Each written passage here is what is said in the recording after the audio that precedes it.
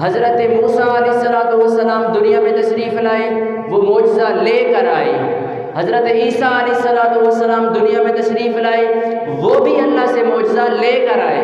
حضرت نوح علیہ السلام دنیا میں تشریف لائے، وہ بھی اللہ سے معجزہ لے کر آئے۔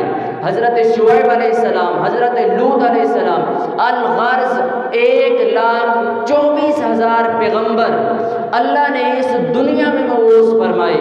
اللہ نے دنیا میں 1,24,000 پیغمبر الغرض بھیجے، سب کے سب اللہ کی بارگاہ سے معجزہ لے کر آئے۔